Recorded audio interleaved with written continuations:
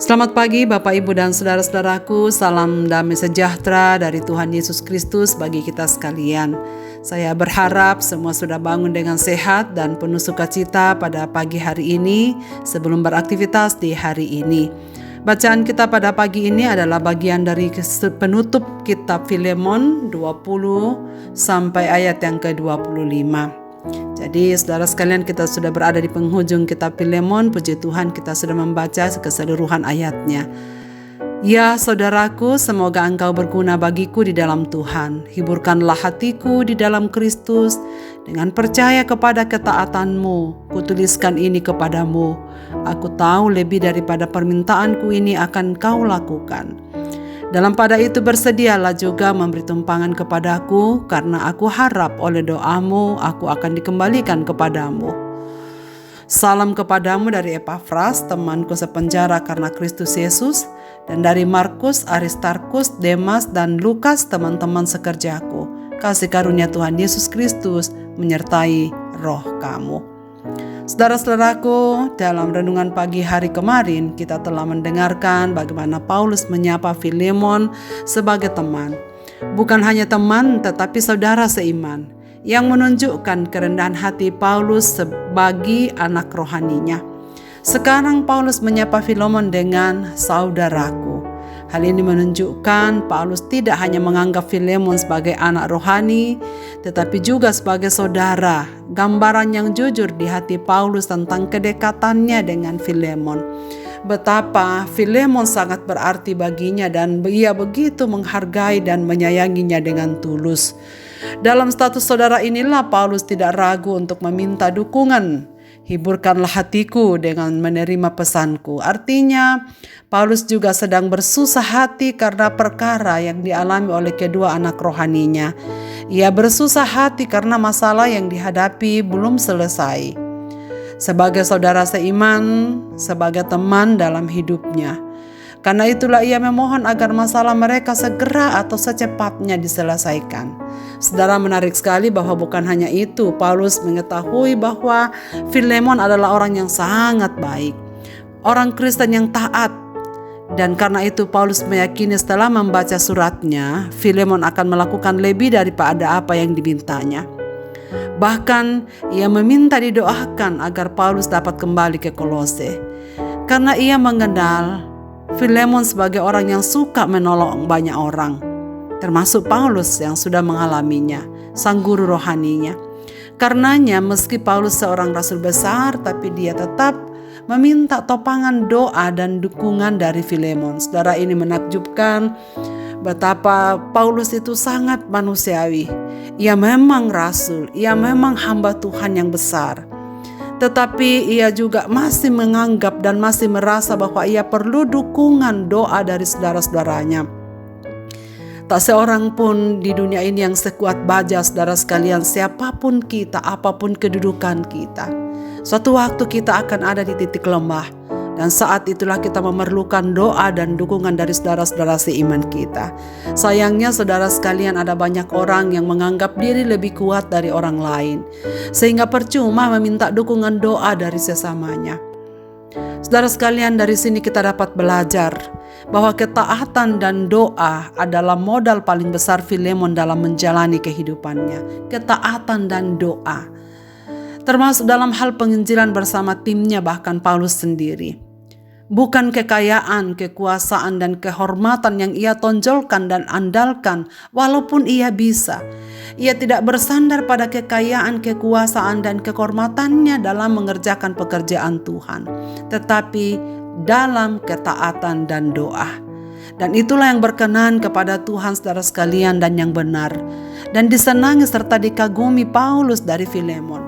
Karena Paulus tahu dan membuktikan betapa Filemon adalah orang yang taat dan orang yang suka berdoa. Bahkan lebih dari itu, Paulus sangat mengenal pertumbuhan iman Filemon. Paulus juga yakin bahwa oleh doa Filemon dan jemaat dia akan terbebas dari penjara dan akan kembali melayani dan tinggal di Kolose bersama Filemon. Saudara-saudaraku, Paulus dan adalah hamba Tuhan yang sangat berintegritas.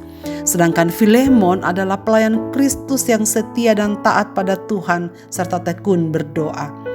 Dalam integritas dan kepribadian yang kuat Paulus itu terkandung wibawa rohani yang membuat dia sangat didengar Filemon dan jemaat lain. Saudara-saudaraku, wibawa rohani lahir dari ketaatan kita kepada firman dan kekuatan kita di dalam doa. Dan itu tidak akan kita dapatkan dengan hal apapun di dunia ini. Status apapun yang kita punyai dalam dunia tidak akan serta-merta memberikan kita wibawa. Hanya jikalau kita belajar taat kepada Tuhan dan tekun berdoa, kita akan menerima wibawa rohani yang membuat orang lain terpengaruh dari kehidupan kita sehari-hari. Dan inilah teladan yang sangat indah yang kita temukan kepada pribadi Paulus. Sepanjang suratnya kepada Filemon, kita melihat bagaimana ia dengan rendah hati, dengan penuh cinta kasih, menuliskan isi hatinya yang penuh dengan kejujuran, supaya maksud hatinya, yaitu masalah antara kedua anak rohaninya ini, dapat segera diselesaikan. Jika kita menjadi hamba Tuhan, hendaklah kita memiliki integritas dan kepribadian yang baik dan kuat, sehingga didengar dan dihargai orang lain termasuk jemaat karena kewibawaan rohani yang kita miliki. Jika kita sebagai anak Tuhan, maka taat dan tekun berdoa serta rajin bersekutu seperti Filemon. Bahkan rumahnya dijadikan sebagai rumah doa dan tempat ibadah gereja atau jemaat, menjadikan ia sebagai orang Kristen yang berwibawa. Sebagai keluarga dan jemaat Kristen, kita harus hidup baik dan benar dalam iman yang sungguh kepada Kristus darahku, seperti yang diperankan dan diteladankan oleh Paulus dan Filemon serta Onesimus yang kita temukan di dalam surat ini. Jadikanlah hidup kita sebagai contoh yang baik kepada semua orang, sehingga dari cara hidup kita banyak orang yang diberkati dan nama Tuhan dipermuliakan. Marilah kita berdoa. Bapa di sorga, terima kasih banyak karena hari ini kami telah membaca kitab Filemon, menyelesaikannya dari ayat ke ayat, dan banyak kebenaran serta prinsip-prinsip firman-Mu yang telah kami temukan di dalamnya. Bagai mutiara yang indah yang telah kami miliki. Dan kami doakan supaya Tuhan menanamkan itu di dalam hati kami. Apa yang kami baca pada pagi hari ini, bagaimana teladan Paulus dengan penuh kerendahan hati, dengan penuh kasih yang tulus, dan teladan dari seorang Filemon yang kaya, tetapi juga kaya secara rohani, yang berwibawa oleh karena ketaatan dan kekuatan doanya, serta kesalehannya sebagai anak-anak-Mu. Ya Tuhan, kiranya Engkau menyanggupkan kami, supaya menjadikan mereka sebagai tokoh iman yang perlu kami teladani dalam kehidupan kami sehari-hari. Dan kiranya permohonan ampun, permohonan maaf tetap menjadi bagian dari kehidupan kami, dengan menyadari bahwa kami semua rentan adanya. Siapapun kami hanya bisa tegak berdiri kalau ada kekuatan orang-orang yang ada di sekitar kami. Terima kasih ya Tuhan untuk firman-Mu ini. Hamba-Mu ingin mendoakan segenap saudara-saudaraku yang mendengarkan renungan pagi ini, dan dalam kesetiaannya untuk bertumbuh di dalam Tuhan. Engkau mengenal mereka Tuhan dalam keadaan mereka masing-masing. Engkau mengenal mereka dimanapun mereka berada.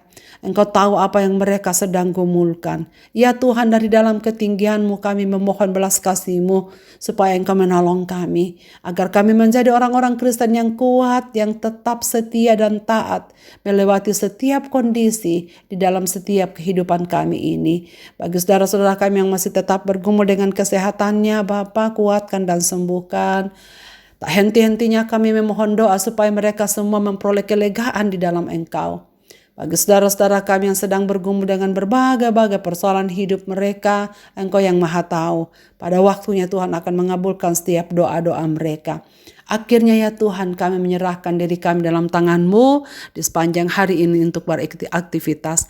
Peganglah tangan kami dan tuntunlah kami, supaya sepanjang hari ini kami dapat jalani dengan baik di dalam anugerah Tuhan. Dengarlah doa kami ini ya Tuhan. Kami berseru kepadamu di dalam dan demi nama Yesus Kristus Tuhan dan Juru Selamat kami. Kami berdoa. Amin. Saudaraku, selamat beraktivitas. Tuhan memberkati.